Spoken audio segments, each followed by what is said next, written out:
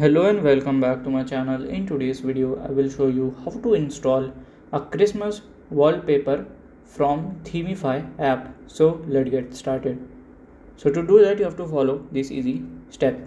So here I will just open my Themify app. Okay, so here we can see it, Themify app. So here we will just open. So here we'll just continue,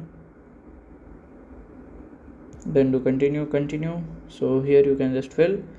So here you can see the themes. So here you will just see on the popular one, if it shows here you have to search for it. When you will just see, you will just click on them and you can click on install and it will be done. So by this way you can apply your Themify app theme. And if you find this video helpful, make sure you like, subscribe and share the video. Thank you for watching.